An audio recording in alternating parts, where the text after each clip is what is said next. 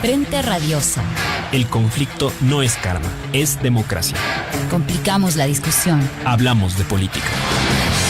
No lo soñé.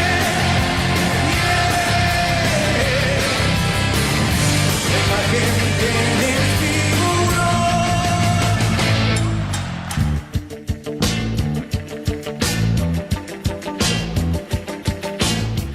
Hola con todas y todos. Bienvenidos a Frente Radiosa, un espacio que, como decimos semana tras semana, está comprometido con debatir y agitar la política.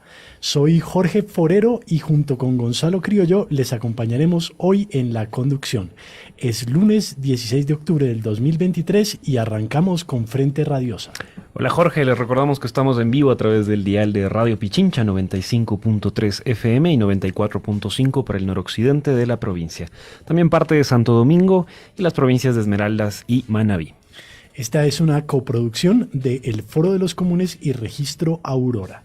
Les recordamos que pueden seguirnos en nuestras redes sociales y plataformas digitales, en Facebook, Twitter, Instagram como Frente Radiosa. Siempre publicamos ahí nuestros programas, así que no olviden seguirnos también. Hacemos llegar un agradecimiento fuerte a Línea Dura, medio de comunicación digital en New Jersey que retransmite este espacio radial para la comunidad migrante que siempre nos sigue desde Estados Unidos y también desde Alemania. Un fuerte abrazo. Hoy en un interesantísimo panel hablaremos de la coyuntura política nacional, haciendo énfasis en el ciclo político que se abre luego de las elecciones del día de ayer. Para ello nos acompañan Isabel Díaz, socióloga, Yura Rosero, también sociólogo, y Carlos Rabascal, periodista. Porque la política no es karma, sino democracia. Bienvenidas y bienvenidos.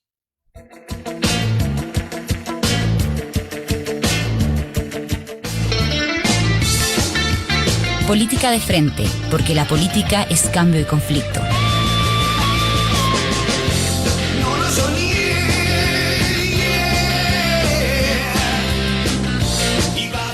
Empezamos con Frente Radiosa. Guillermo Lasso firmó el decreto de muerte cruzada en mayo de este año. Incapaz de finalizar el mandato para el que fue electo, convocó elecciones anticipadas según dicta la Constitución. El 15 de octubre, el día de ayer, vivimos la segunda vuelta de estas elecciones atípicas. Un ambiente por sí enrarecido, primero por el asesinato de Fernando Villavicencio y más aún por un intento de instrumentalizar las investigaciones sobre este hecho de parte de la fiscal Diana Salazar. En medio de todo ello, el candidato de derecha, Daniel Noboa, venció a la opción progresista representada por Luisa González. Se abre entonces un periodo presidencial de aproximadamente un año y medio, en el que los actores políticos tendrán que combinar su accionar en el Ejecutivo, el Legislativo, y potencialmente también en las calles y las plazas públicas, con la preparación de su participación en unas nuevas elecciones generales que ya aparecen a la vuelta de la esquina. Los resultados electorales del día de ayer muestran a primera vista una distribución de fuerzas que repite los resultados del 2021. A pesar de las dramáticas consecuencias de la implementación de las políticas neoliberales, las fuerzas detrás de aquellas parecen conservar el respaldo de un poco más de la mitad del electorado. Y al mismo tiempo, la revolución ciudadana se ve limitada por un techo electoral que pareciera incapaz de rebasar. ¿Qué se puede hacer para que este escenario electoral no se repita en el 2025? ¿Qué retos plantea un gobierno de Daniel Noboa para las fuerzas progresistas del país? ¿Qué se esconde detrás de la aparente estabilidad de los resultados electorales de las últimas elecciones presidenciales? Estas son algunas de las preguntas que intentaremos responder hoy de la mano de nuestra y nuestros invitados. Entonces damos la bienvenida a Yura, Carlos, Isabel, que nos ve también por Zoom. Quisiera empezar contigo, Yura, una fe de ratas, Yura Serrano, no Yura Rosero. Qué pena. Quisiéramos escuchar tus primeras reacciones sobre la jornada electoral, sobre todo teniendo en cuenta que hubo finalmente una heterogénea y desigual campaña. Fiscalía de por medio, el Quaker, los cartones, entre otras cosas. No obstante, más allá de ello, que no hay que dejar de plantearlo porque no es poco, ¿existen otros motivos para comprender también la derrota del progresismo por segunda ocasión? Bienvenido, Yura, a Frente Radiosa. Gonzalo, Jorge, gracias por la invitación, esta vez del otro lado de los micrófonos de Enfrente Radiosa.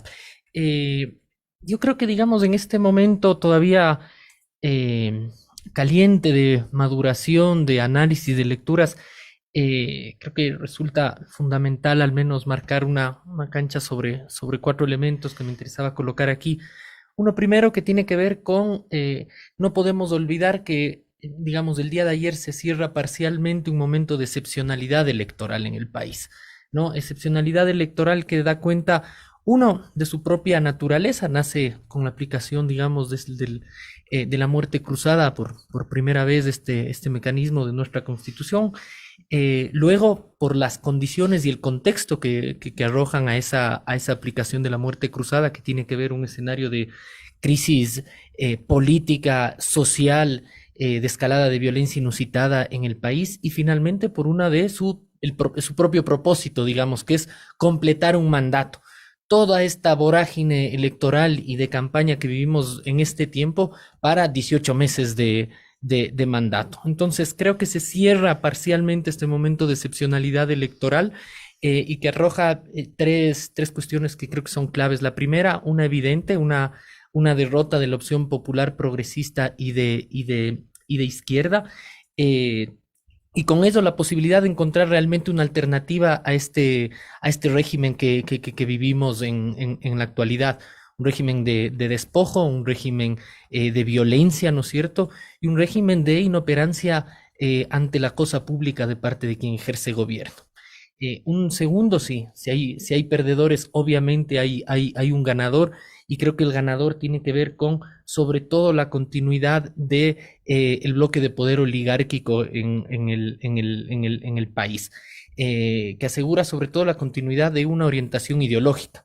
Esperemos no una continuidad en términos de práctica y de ejercicio de política pública, que lo que ha terminado siendo el gobierno de Lasso conjuga, digamos, es un cóctel peligrosísimo de inoperancia y muerte, pero sí hay que tener la claridad que por más actores rejuvenecidos, como el caso de Noboa, terminan siendo la continuidad de un bloque oligárquico. Y finalmente creo que una primera impresión que nos arrojan los resultados es el acentuamiento de la revolución ciudadana con un proceso de regionalización, ¿sí? Que habría que ver, ya se vio en las elecciones anteriores, donde tienen un mejor desempeño y rendimiento en una región específica del país, en la costa, ¿no es cierto?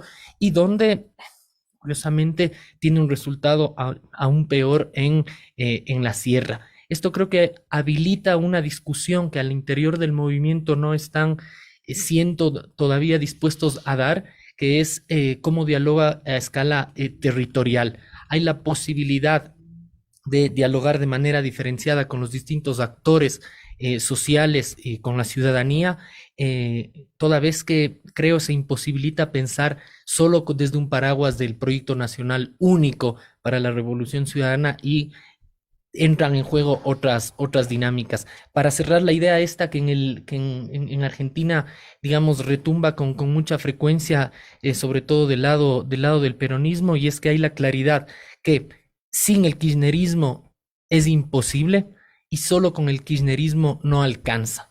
Creo que aplica plenamente al día de hoy a nuestras condiciones para habilitar al menos la tarea de complejizar la discusión. Muchas gracias, Yura. Carlos, bienvenido a Frente Radiosa, siempre es un gusto tenerte aquí.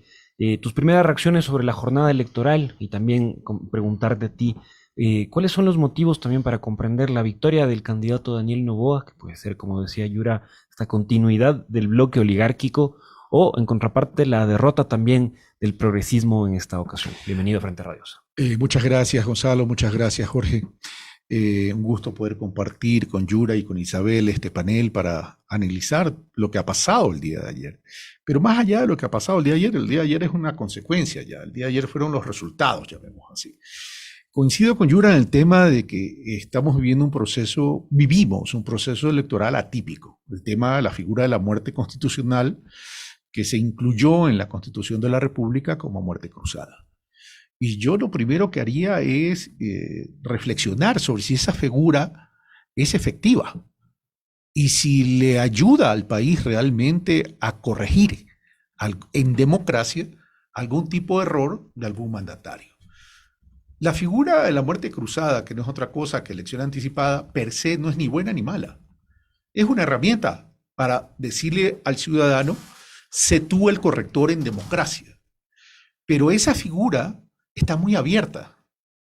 En primer lugar, recordemos que la figura de la muerte cruzada la utiliza el presidente Lasso como salvavidas para evitar las sanciones en el juicio político. Ya por ahí estamos mal. Dos, se aplica la muerte cruzada ¿y cuál es el espíritu de una muerte cruzada? Es que el pueblo ecuatoriano, al ser corrector, tenga la oportunidad de ratificar o rectificar el mandato de un presidente. Pero la muerte cruzada, tal cual como está configurada, le da la libertad al presidente Lasso de no participar. Entonces, realmente este instrumento democrático que pretendió ser un corrector terminó siendo una tomadura de pelo. Porque lo que se estaba convocando en una muerte cruzada es preguntarle al pueblo ecuatoriano si ese modelo que se estaba aplicando y la gestión del señor Guillermo Lasso era conveniente para el Ecuador. Por tanto, yo ahí plantearía la posibilidad de una reforma, no para eliminar la muerte cruzada, sino para perfeccionar la figura democrática en términos de posibilidades de corregir desde la ciudadanía, en primer lugar. En segundo lugar, creo que en este proceso electoral, que es un proceso atípico, como lo hemos dicho, nos estamos dando cuenta de algo. El marketing político absorbió el debate a profundidad. El marketing político impide pensar, impide debatir. Entonces tenemos procesos electorales que, auspiciados por el Consejo Nacional Electoral en un formato de debates absurdo e ineficientes, nos lleva a un baratillo de ofertas, pero no a un debate de visión de desarrollo. Y eso refleja la cultura política ecuatoriana. ¿Y a qué me refiero con esto? La cultura política ecuatoriana no sale de la coyuntura. Vivimos de coyuntura en coyuntura, pero no planteamos una hoja de ruta de desarrollo. ¿Cómo podemos concertar en una política como la nuestra si no planteamos los problemas estructurales y las alternativas de solución a los problemas estructurales? Y pongo un ejemplo, el tema de la seguridad que hoy en día a todos nos preocupa. ¿Cuál es el debate de la seguridad? Armas, chaleco, presupuesto, etcétera, etcétera, etcétera. Pero ¿estamos debatiendo realmente sobre las causas? ¿Estamos debatiendo realmente de cómo solucionar estructuralmente el problema de seguridad que vaya más allá de la fuerza pública? Por eso yo hace poco, en estos mismos micrófonos, el jueves de la semana pasada, planteaba que deberíamos entrar desde la óptica y desde el sector progresista a debatir sobre un modelo de equilibrio social. Pero ¿lo hemos hecho? Eso por un lado. Por otro lado, me voy a referir a lo que ha dicho Yura, y estoy de acuerdo, pero yo le agregaría un poquito más a eso. A ver, estamos hablando que los resultados electorales reflejan el triunfo de uno y la derrota de otro. Y yo me pregunto, ¿qué perdió? ¿El progresismo realmente perdió o perdió un movimiento político? Es un movimiento político alineado al progresismo. Pero ¿está todo el progresismo ahí? Y yo me replantearía eso. Es decir, la dimensión del progresismo. Esa dimensión del progresismo es la que tenemos que reconstituir. Porque el progresismo aparentemente se ubicó en la franja de un movimiento político. ¿Pero realmente representa el 100% del progresismo? Y digo esto por los resultados de la Sierra, fundamentalmente. A ver, la Sierra ha sido progresista por excelencia. Y a mí sí me sorprende que en el 2021, donde yo fui candidato a la vicepresidencia de la República, y el día de hoy, los resultados de la Sierra sean adversos a una propuesta progresista. Entonces, yo creo que si queremos fortalecer el ámbito progresista, deberíamos entrar a una investigación de carácter cualitativa para saber qué rechazó la votación de la Sierra. Rechazó la tendencia progresista, los principios progresistas, rechazó el estilo de hacer política, rechazó a un movimiento, rechazó qué. Porque no reconocerlos por un problema es agrandarlo. Entonces, cuidado, nos quedamos mirando el resultado y no las causas del resultado. Hasta ahí esta primera parte. Muchas gracias, Carlos, por tu participación. Isabel, bienvenida también a nuestro programa. Quisiéramos también tener un poco tus reacciones a propósito de los resultados electorales del día de ayer. Quisieras una lectura un poco amplia de lo que vimos anoche. Sí, muchas gracias, Jorge, Gonzalo, por la invitación. Un saludo también a Carlos y a Yura.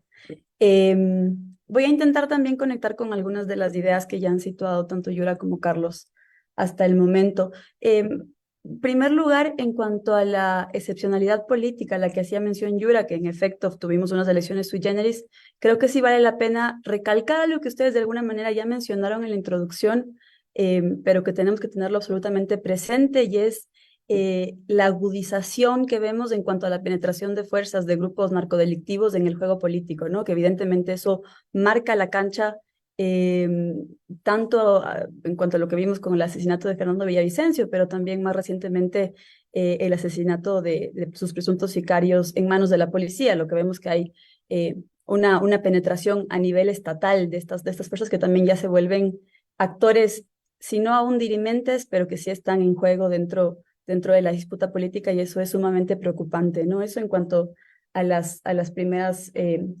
observaciones que hacía Yura, que me parecieron bastante adecuadas. Luego hay un elemento que quisiera traer a colación respecto a la pregunta, de alguna manera bastante amplia, que sitúa Carlos en cuanto a si pierde la izquierda, el progresismo como tal, o si más bien esto se reduce a una fuerza política. Yo creo que en un ejercicio también de autocrítica hay que verlo como un golpe, una pérdida de las izquierdas, del progresismo en su conjunto. Evidentemente hay elementos que la propia Revolución Ciudadana, como aquella que lideró la candidatura de Luisa González, deberá rever, ajustar a la interna, pero eso no quita que también deba haber una autocrítica de otros liderazgos, fuerzas progresistas, que de alguna manera no lograron conectar o sumar a tiempo. No es una cuestión de echar culpas o de señalar, por así decirlo, pero creo que sí cabe el reconocer una pérdida colectiva, por así decirlo.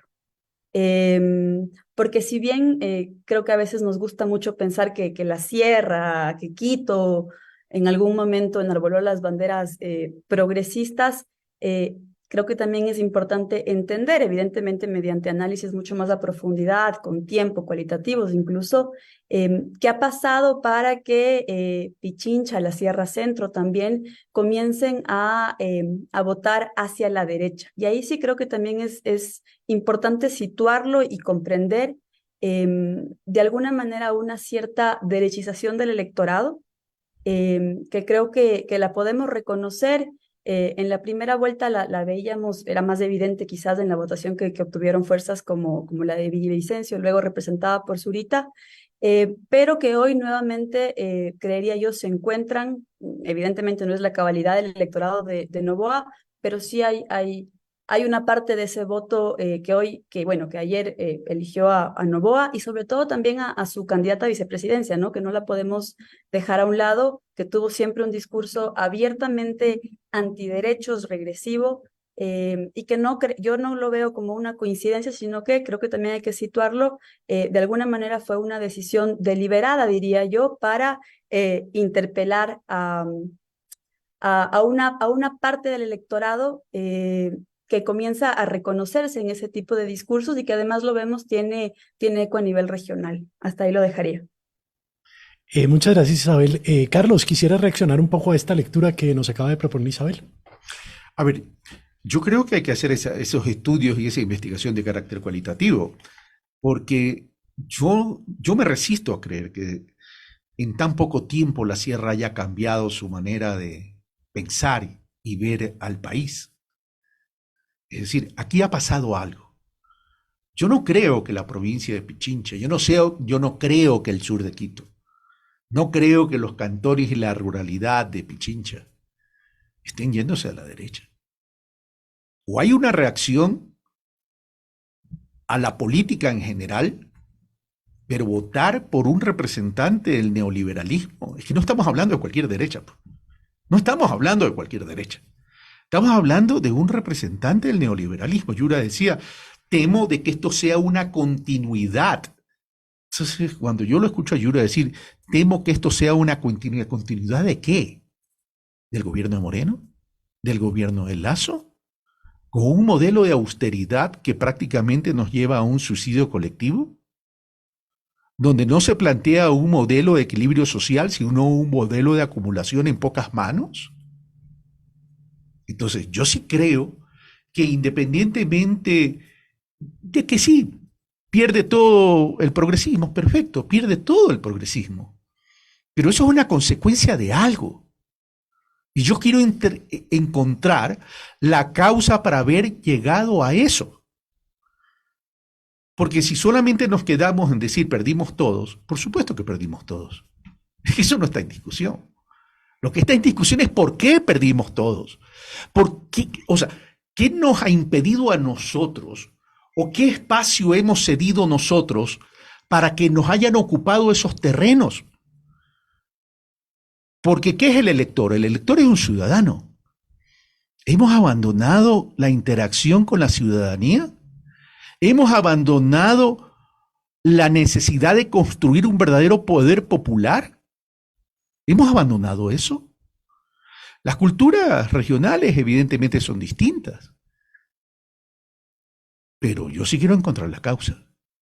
Yo no me contento con tan solo hemos perdido todos. Claro que hemos perdido todos. Y no solo el progresismo, a lo mejor pierde todo el país también, como lo hemos vivido en el gobierno de Moreno, como lo hemos vivido en el gobierno de Lazo. Pero para corregir algo, tú tienes que ir al origen, tú tienes que ir a la causa. Y ya la política no puede ser electoral. La política tiene que ser ciudadana. Las elecciones son un proceso democrático para renovar, pero parece que nos estamos olvidando de la interacción, de esa interacción para construir poder popular. Es importante esta discusión que se viene a colación y sobre esa base, Yura, no quiero perder el hilo conductor y te quiero consultar. Una de las características en la campaña fue la presencia de una derecha bastante más radicalizada que en otros momentos. Verónica Abad, la vicepresidenta de Noboa, construye, que termina teniendo una bancada importante. ¿Qué puede esperarse de esta tendencia en el ciclo que se abre con las elecciones de ayer? Creo que no es menor la pregunta en la medida en la que siempre el ejercicio de pensar en que los fenómenos sociales y políticos de nuestro país no escapan también a una dinámica regional nos invitan a pensarlo de manera comparada. Yo creo con claridad que el sentido común, entendido como el conjunto de valores y de ideas que orientan una sociedad en nuestro país, se está desplazando hacia la derecha, evidentemente. No creo que está en condiciones como en países del Cono Sur o Brasil, este proceso de bolsonarización que se ha llamado, en la que, digamos, transitamos del momento de la irreverencia y de la anticorrección política, como plantea Stefanoni, hasta la instalación de un sentido común en el que, digamos, hablar en contra de la seguridad social o que la educación pública tenga que privatizarse sea una normalidad. No creo que estamos en esas condiciones. Creo sí que, por ejemplo, el comportamiento y el rol que ha tenido de manera directa la vicepresidenta electa Abad está plenamente orientado en una función. No es una cuestión aislada, no es una cuestión, digámoslo así, de pura iniciativa. Creo que responde orgánicamente a una intención de las élites de radicalizar el sentido común hacia la derecha. Y en eso habrá que ver también qué condiciones se encuentra ya en el ejercicio de gobierno. Una cosa es decirlo en el debate electoral y Hay más de causar 18 meses. totalmente. ¿Qué margen va a tener además en unas condiciones de seguridad y de despojo como las que atraviesa el país? Porque, digámoslo así, el caso Argentina ahora, digamos, el shock que provoca Milei en unas condiciones de despojo habrá que ver en el ejercicio cierto de llegar ya de gobierno. Y ahí creo que hay una cuestión no menor, y es cómo están asociados los procesos de individualización del vínculo social, ¿no es cierto?, en el que nos abocamos ahora. Por ejemplo, se ha hablado mucho que digamos, nuestras generaciones más jóvenes no piensan en la política como el vínculo común que resuelve los problemas, sino que el mismo efecto TikTok provoca, ¿no es cierto?, que pensemos un autoconsumo y una autorresolución de nuestras condiciones de vida. Entonces, ¿cómo hay campo o un caldo de cultivo fértil para la radicalización hacia la derecha política en nuestro país, combinado con los procesos de individualización? Para pensar un poco en desafío también en lo que planteaba Carlos, es decir, el ejercicio del progresismo, sea o no sea solo en la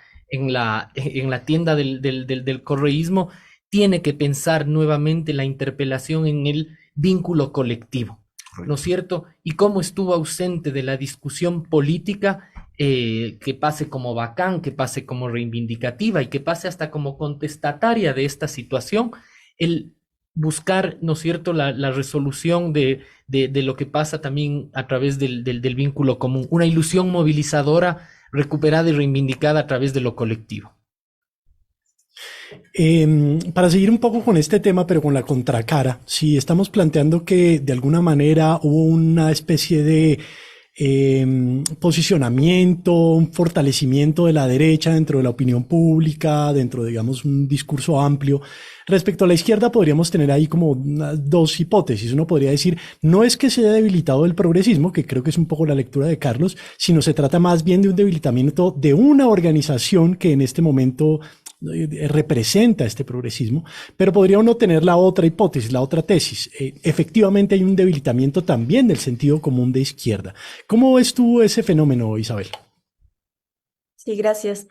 Quedándome primero en la imagen más amplia, esta de debilitación, como tú la llamas, del sentido común de izquierdas, yo creo que es importante mencionar que, sobre todo ya en la segunda vuelta, sí vimos con, de alguna manera, mayor claridad un discurso en torno a una suerte de lucha de clases. Y voy a decirlo en estos términos, quizás no el conflicto de clases a la vieja usanza, con imágenes más tradicionales, pero sí en cuanto a discursos incluso de una propia Luisa que se intentaba presentar a sí misma como parte de las clases trabajadoras, de Canuto, madre soltera, usuaria del IES, que no es menor, representante de las clases medias en ese sentido incluso, también antigua servidora pública, etcétera. Y creo que en ese intento de construirse de esa manera, de alguna manera se abocaba a representar eso, ¿no? Una suerte de, evidentemente, de lucha entre sectores populares y las élites. Y por otro lado, que me parece importante comentar sobre lo que decía Yura en cuanto a cómo se va construyendo un sentido común de derechas. De acuerdo, yo creo que todavía no hemos llegado al punto de Argentina, a lo Milei, y que sí, que en la retaguardia, un poco escondida, a veces la tuvieron a su vicepresidenta Abad. Y ahí me parece interesante retomar y traer a colación para reflexionar aquí en colectivo todo lo que se ha dicho en cuanto a esta figura del candidato, bueno, ahora presidente electo Noboa, como un candidato asociado a lo nuevo, un poco vaciado de discurso o de conflicto incluso.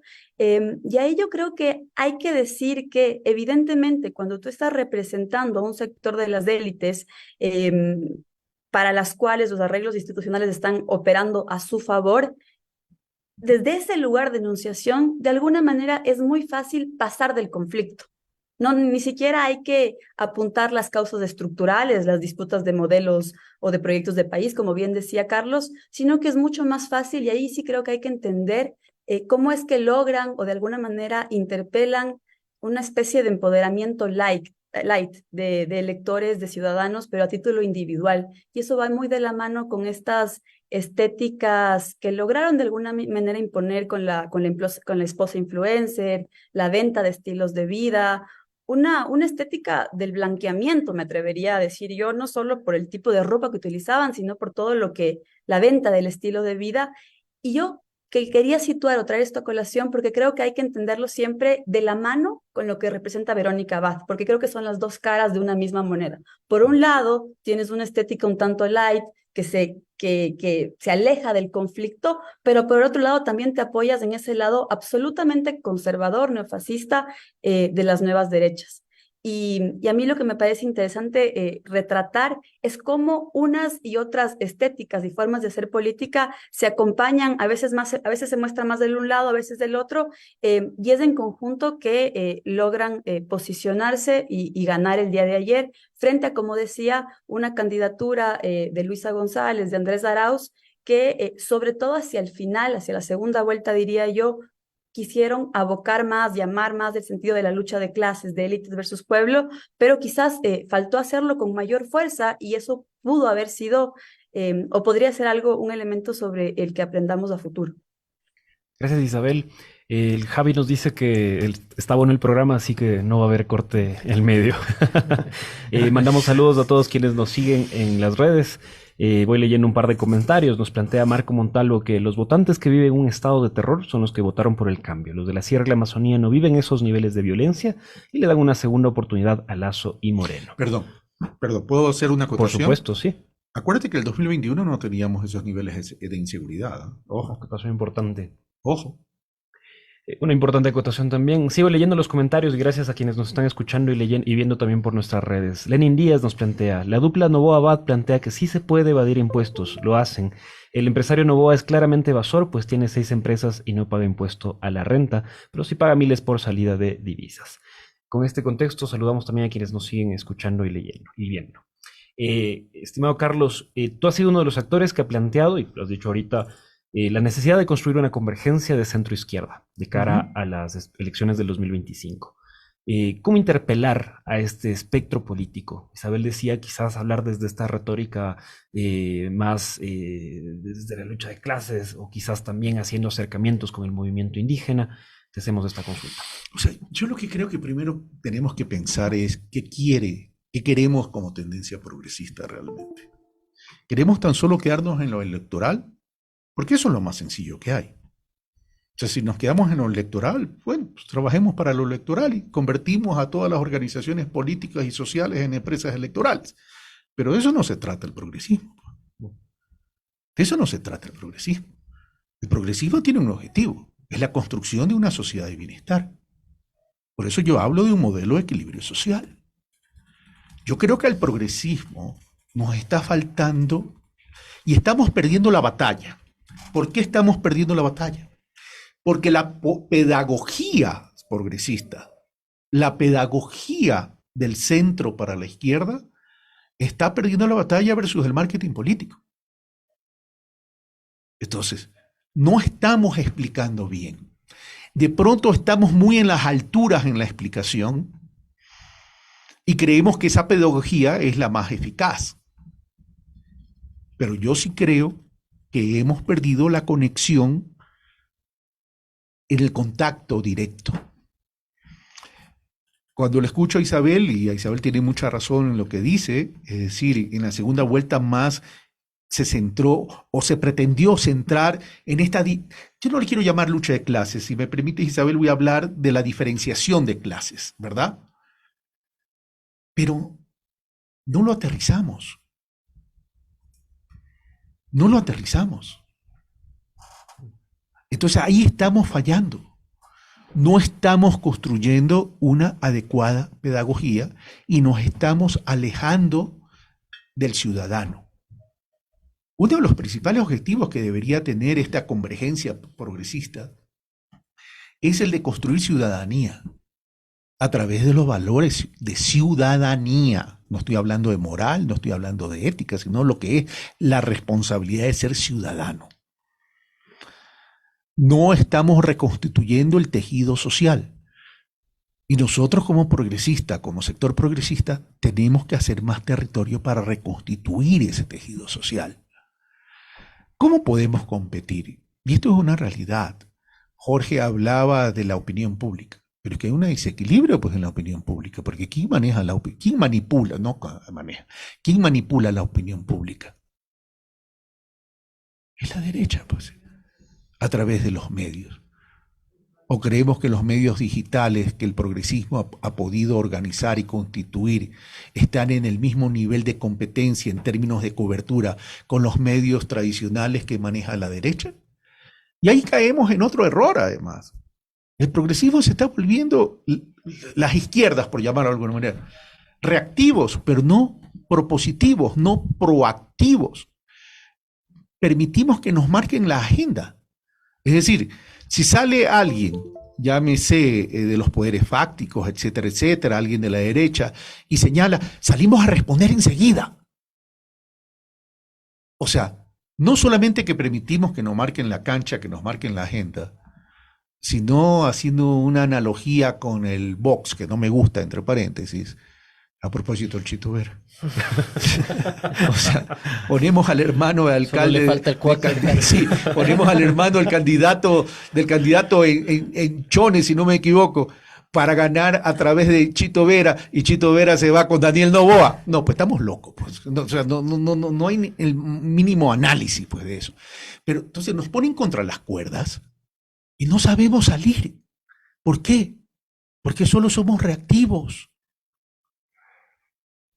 Y ya tenemos que cambiar entonces la manera de hacer política desde nuestros propios sectores progresistas. Muchas gracias, Carlos.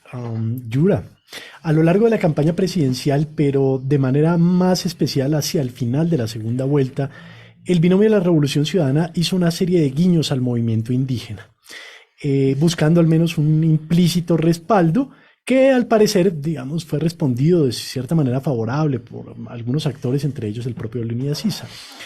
¿Será posible una consolidación de esta convergencia de cara al 2025? Yo creo que la tarea política, digamos, cuando terminan elecciones, es cuando más interesante, vigorosa y necesaria se vuelve. Es decir, el día uno post elecciones terminan siendo esa oportunidad de construcción de una alternativa y convocatoria cierta, sobre todo para quienes, reconocidos en el campo popular progresista y de izquierda, encuentran exclusivamente en la política la única alternativa para cambiar sus medios de vida. En ese marco creo que más allá de pensar en una alianza romántica que nos invitaba a soñar el post-octubre del 2019, las condiciones al día de hoy son bastante distintas, porque como se ha visto, digamos, de parte y parte ha operado sobre todo un tacticismo antes que una voluntad casi desprendida para el ejercicio coalicional, frente amplista, convergente o como se le quiera llamar. Yo creo que para la vereda de la Revolución Ciudadana es clave dos tareas. Como venimos de esa matriz judeocristiana, ¿no es cierto? Nos encanta latigarnos a nosotros mismos y cargar las culpas. Entonces creo que tiene que haber un desplazamiento del ejercicio de culpa en el post-elecciones por uno de profunda autocrítica que construye movimiento, autocrítica que supera el momento, autocrítica que pasa adelante. Y el segundo, que creo que es el campo más complicado, que es el de superar además la cuestión de la traición. El síndrome de la traición. La traición en política está desde que se hace política. Y creo que si bien nosotros hemos adolecido y hemos sufrido los efectos de, obviamente, quizá el momento fundacional para la Revolución Ciudadana con la traición de Moreno, no puede sostenerse en el horizonte político y en las métricas de construcción del movimiento, en que digamos, la consigna uno es encontrar cuadros o dinámicas políticas que aseguren la no traición. y cree esta es una invitación al ejercicio de revitalización del movimiento, de fortalecimiento del movimiento, como una tarea postelectoral súper necesaria. ¿Qué pasa con el resto de sectores? Creo que ahí hay una dificultad en la Revolución Ciudadana de entender que después de haber sido el partido antisistema en el 2006, después de haber sido el partido sistema o el partido hegemónico durante largo tiempo, y no lo es más, hoy es un partido del sistema. ¿Sí? Hoy forma la primera minoría en la Asamblea Nacional, tiene poder en los distintos territorios, tiene poder local, pero solo así no alcanza. Y si no hay una predisposición coalicional en el sistema de partidos por cómo está nuestro sistema de partidos, es en la otra vereda, en el campo de lo social, de la movilización, de la organización, donde hay que provocar no solo gestos. Y creo que no podemos rebajar mucho la vara también en el campo popular y progresista de esperar solo gestos y guiños. Creo que hay que tener una predisposición abierta y directa, desprendida, para un momento en el que cómo más mal podemos estar ahora que no tenemos la capacidad de ponernos de acuerdo en unos mínimos y llamar. Sí, en que a los unos no les tinten o no les llamen de correístas, y a que los otros se reivindiquen cada vez más desde una posición más exclusiva o ideológicamente más pura. Creo que este es un ejercicio de contingencia política que implica, oigan, nos están acabando. ¿Sí? No es menor. La gente está muriendo, literalmente. Las condiciones de vida son estas. Es como que algo irresponsable seguir en la misma dinámica, ¿no es cierto? Y de aquí vernos a 18 meses y decir, ay, la fotografía es casi exacta a la del 2023, a la del 2021. Sí, ¿qué cambia ese chip? Entonces, no creo que pasa solo por tentar en una alianza romántica con el movimiento indígena o con la figura de Leonidas Issa. Creo que la lógica organizacional está en crisis en el país, sí. Es decir, los sindicatos de trabajadores nunca han sido una expresión sustantiva de la población, pero siempre han sido actores con los que hay que dialogar. Ojo, la cuestión del Yasuní fue fundamental en el país en este tiempo, más allá de guiños, cómo se incorpora en la ilusión movilizadora de la Revolución Ciudadana para 2025, un escenario que creo que fue la voz más legítima para sostener la salida del extractivismo con el propio extractivismo. Creo que hay pistas entonces para pensar una cuestión convocante, no sabemos programática, no sabemos un nombre más pretencioso, solamente convocante, ¿sí? Uno, para marcar la cancha, inclusive a qué debe hacer la bancada de la Revolución Ciudadana y otros actores que se identifiquen con el progresismo en esta asamblea que va a estar 18 meses, ¿sí? Para marcar cancha. Creo que eso es fundamental, que desde el lado social, desde el lado de la opinión pública, desde el lado de la intelectualidad, se oriente en un momento en que no hay que demandar la totalidad de las pistas y de las salidas a un movimiento, ¿no es cierto? Y que cuando no sale, entonces es el responsable de todo. Es fortísimo lo que planteas y varias cosas además que están sobre la mesa, Yura. Con uno de los temas que quisiera también abordar, y con eso quisiera pedirte tu opinión, estimada Isabel, sobre todo es el rol que tendrá el legislativo. Finalmente existe una institucionalidad y desde la que se procesaron varias cosas en el periodo de Guillermo Lasso. La más relevante quizás la muerte cruzada. Ahora en este nuevo ciclo legislativo, la bancada de la Revolución Ciudadana tiene un importante espacio, una importante participación. Pachacútico un poco menos, bastante menos, perdón. Y el gobierno de Noboa, no obstante, tiene una capacidad de establecer alianzas con los diversos sectores de la derecha también. Construye la alianza Actuemos de Otto Sonnenholzner, está la propia ADN, el Partido Social Cristiano. ¿Cuál puede ser este rol que juegue esta asamblea y el rol además que la Revolución Ciudadana también o el progresismo dentro de la asamblea puede jugar en este periodo?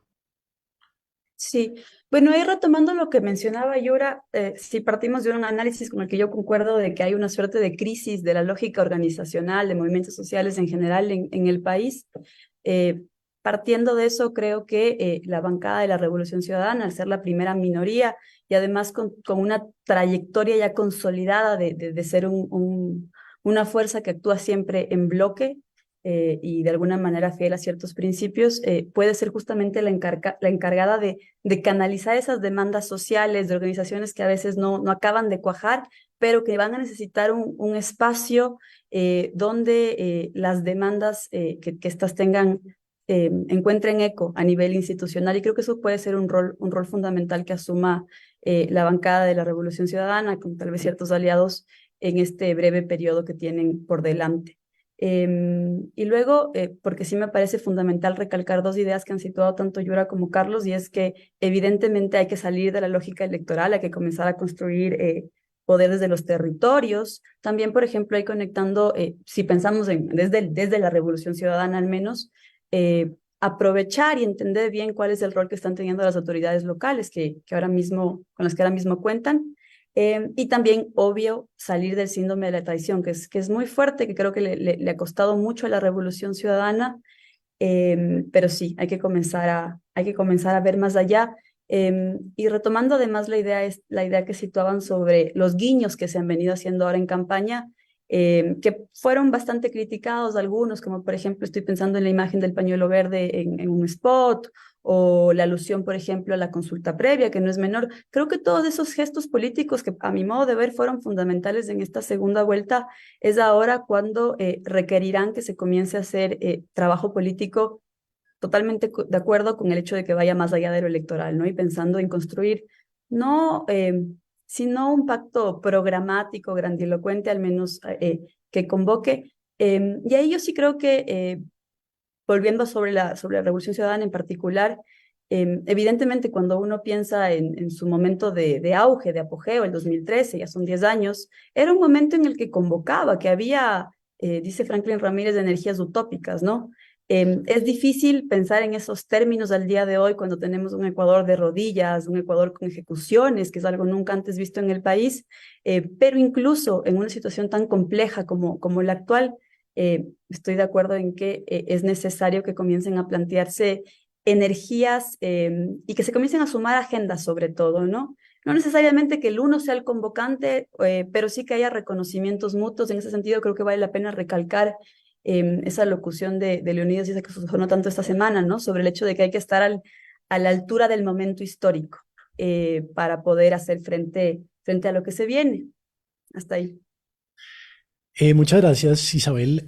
Carlos, hablando un poco acerca de las energías utópicas, lo escasas que Yo parecen te escucho ser. hablar y me recuerdas a mi esposa.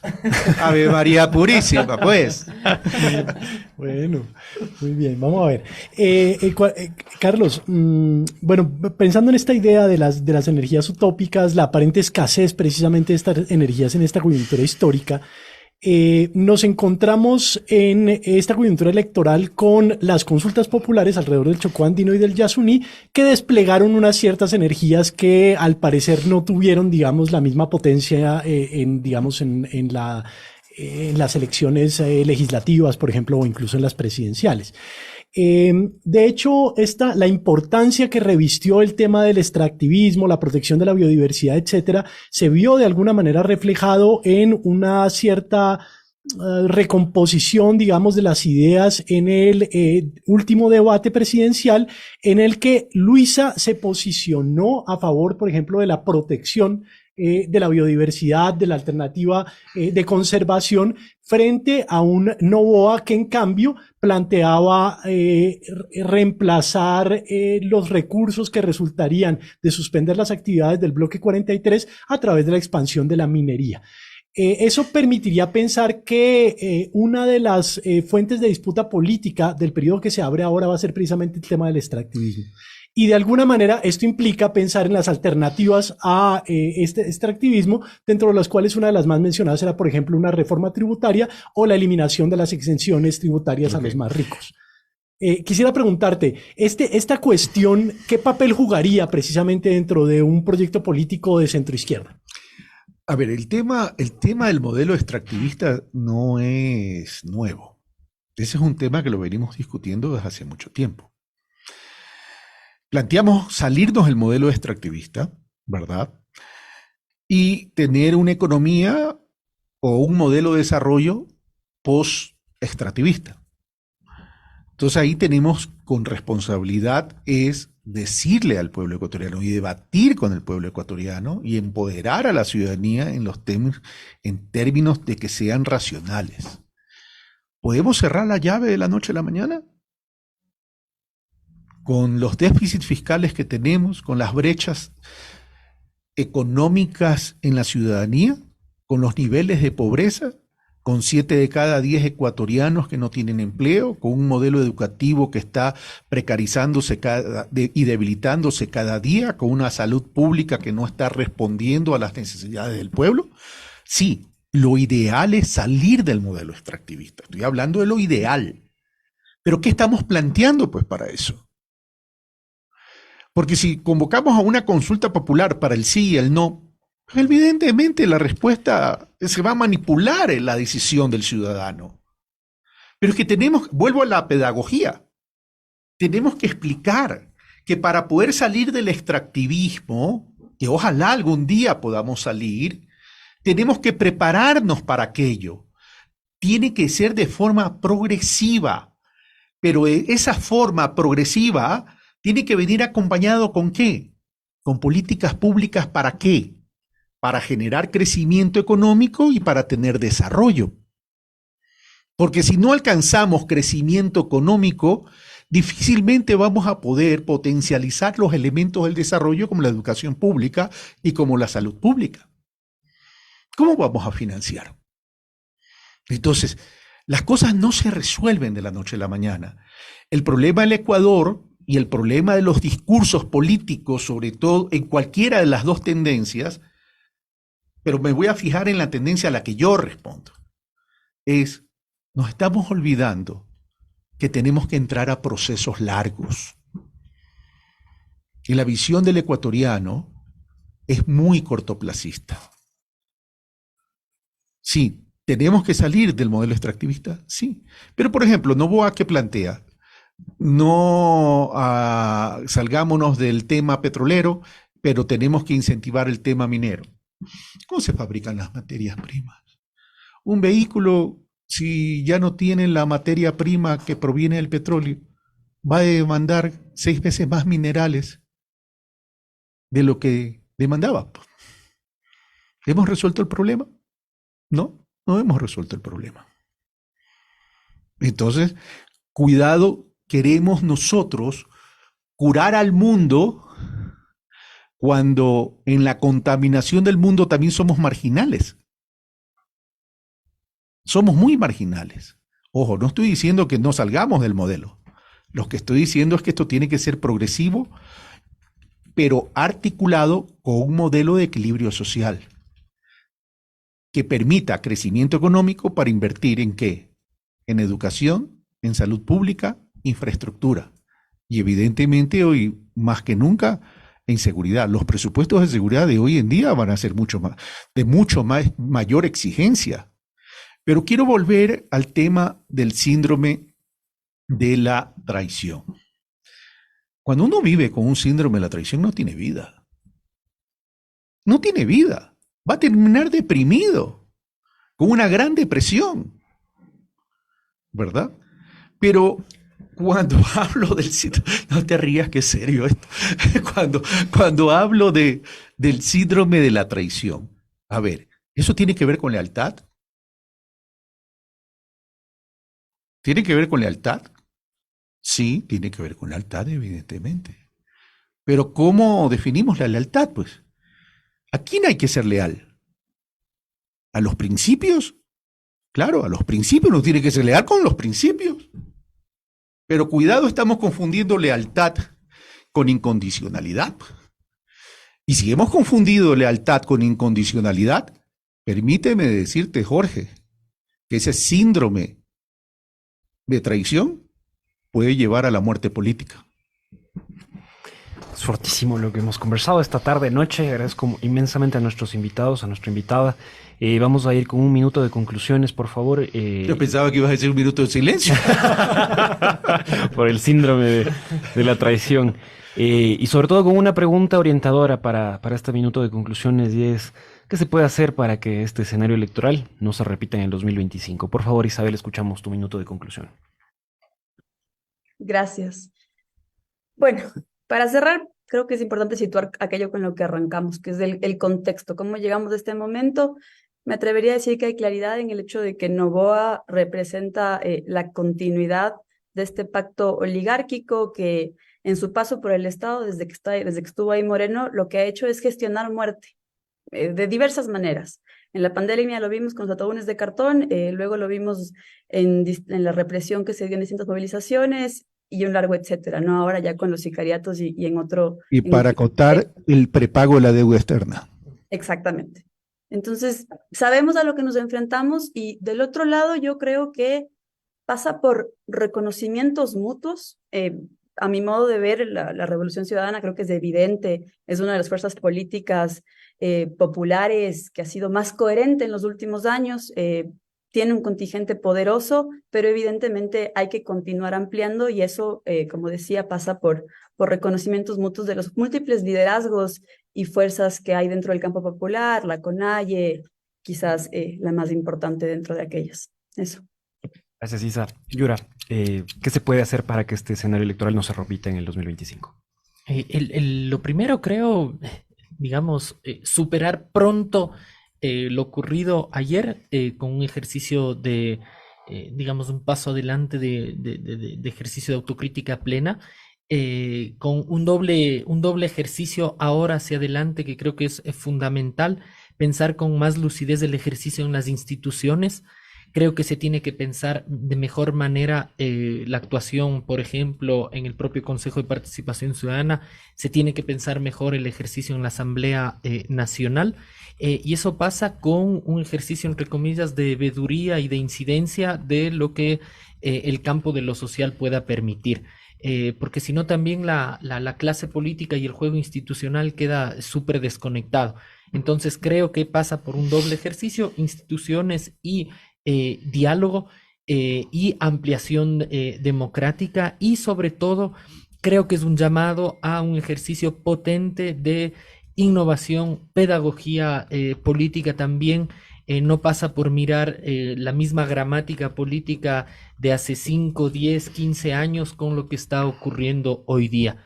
Y eso es un llamado también a que en lo que se ha sido bastante bueno, que es en ser una organización, sobre todo electoral, eficiente, incorpore mecanismos tanto de horizontalidad política para la toma de decisiones y de reivindicación ideológica también en su momento. Carlos, ¿qué se puede hacer para que este escenario no se repita en el 2025? Recuperar el debate interno, valorar la capacidad de pensar y el derecho de opinar para debatir a la interna, no tenerle miedo a la autocrítica. Para hacer política pública se dice que se requiere mucha investigación, ¿verdad? Porque ¿cómo haces política pública sin investigación? Igual en la política, tienes que investigar para encontrar los orígenes. Luego de eso tienes que recuperar y tienes que entender la diferencia de hacer política, de construir política a partir de la ciudadanía, con lo que es el manejo de una campaña electoral. Cuidado, estamos sustituyendo y creyendo que para poder tener éxito tenemos que conquistar a simpatizantes y no construir sujetos políticos ciudadanos. Si no recuperamos los valores de la ciudadanía, no vamos a tener la posibilidad de construir cultura política.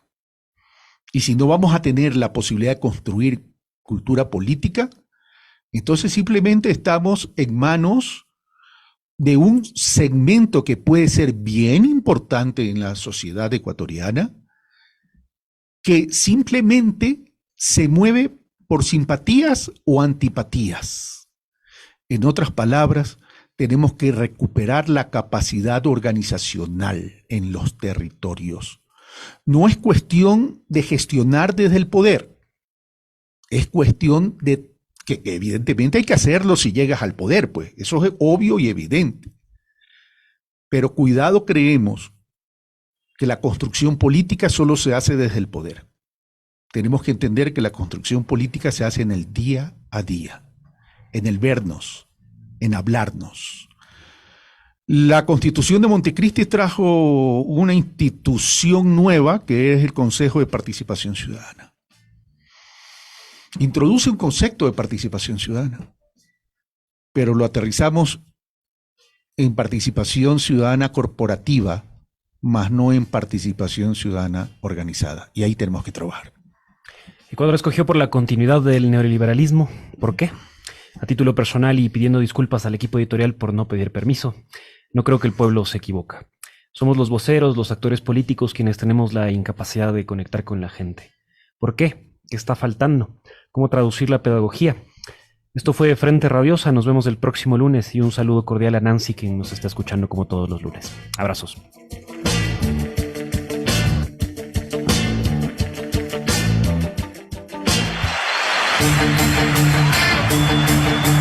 Una coproducción del Foro de los Comunes, Registro Aurora y Ecuador para Largo.